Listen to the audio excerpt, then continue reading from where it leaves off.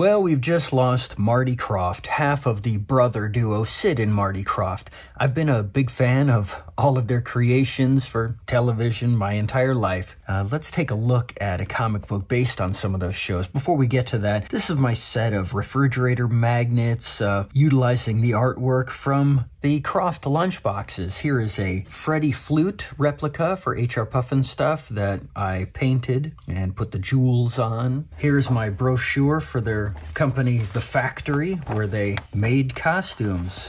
This is where Hanna-Barbera went to commission them to create the costumes for the Banana Splits, and that gave them an idea to take their stage show about Luther the Enchanted Dragon and turn it into a television series called H.R. Pufnstuf. This is what they would give out or sell at the puppet show that featured Luther the Enchanted Dragon. This is a puppet stage and puppet set based on the characters. Wicked Old Witch would become Witchy Poo in H.R. Pufnstuf. Here's some other characters. There's Luther himself. More of the stage and curtain. Assembly instructions for your marionettes and stage. There's the brothers Sid and Marty Krofft. And we can look at a lot of their work in this brochure for Blast from 1991. See the marionettes, their different shows, H.R. Pufnstuf. This is actually a scene from the movie, Land of the Lost, Lidsville, Bugaloos, Captain Cool and the Kongs, Far Out Space Nuts, Sigmund and the Sea Monsters, the Bay City Rollers, Dr. Shrinker, Wonderbug, Lost Saucer, Electro-Man and Dynagirl, Magic Mongo, Bigfoot and Wild Boy. More marionettes, got DC Follies,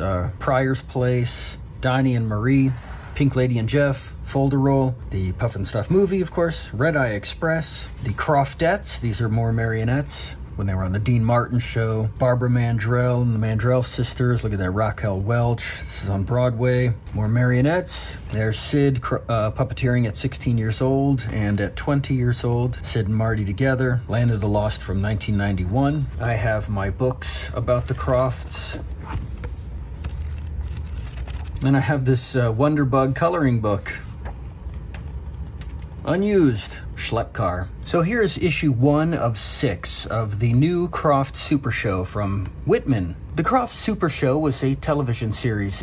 Season 1 ran from 1976 to 77 and featured the segments Dr. Shrinker, Electro-Woman and Dynagirl, and Wonderbug. Season 2 ran from 77 to 78, and they dropped the Dr. Shrinker and Electro-Woman and Dynagirl segments and added Magic Mongo and Bigfoot and Wild Boy. These segments were hosted by a musical group called Captain Cool and the Kongs, whose songs were written by the Osmonds, and their segments were filmed at the short-lived World of Sid and Marty Krofft theme park. This comic series is based on that second season with those particular segments and hosts. And the comic series ran from 1978 to 79, but at the same time on television was season 3 of the Krofft Super Show, where they changed the name to the Krofft Superstar Hour. They swapped out the host musical group with the Bay City Rollers, and they dropped the show segments and added in new ones called Horror Hotel and Lost Island. So we start with this story of Magic Mongo called Swami versus Genie. Now, Magic Mongo was a show about a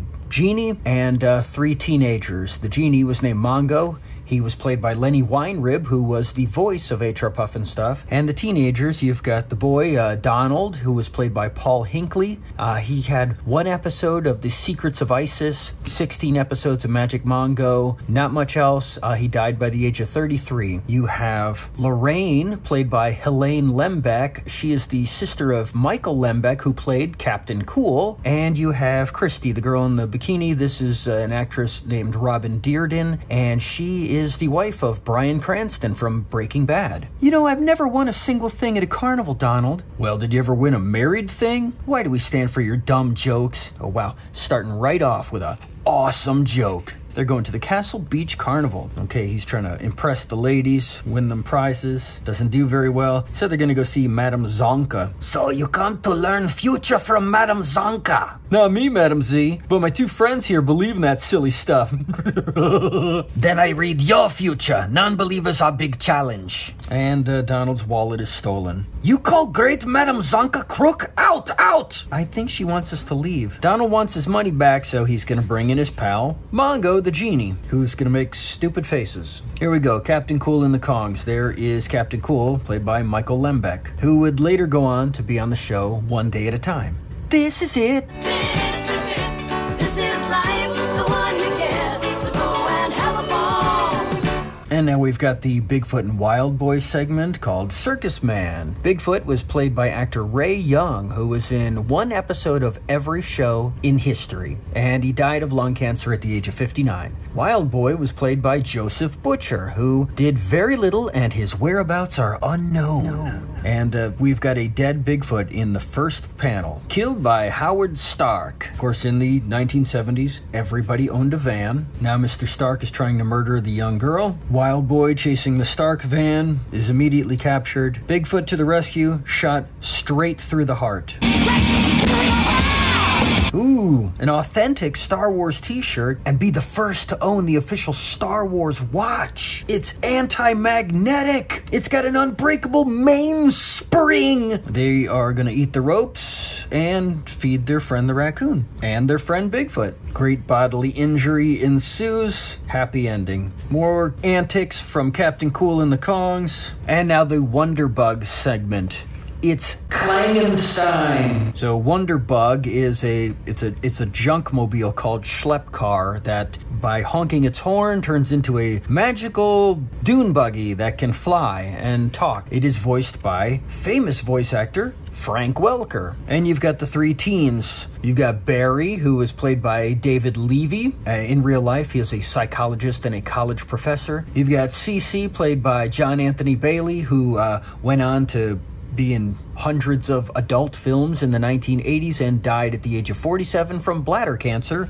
And you've got Susan, played by Carol Ann Seflinger. She has been acting since the 1960s, but after the 70s, it's been mostly theater work. See, there's Wonderbug, kind of a live-action speed buggy.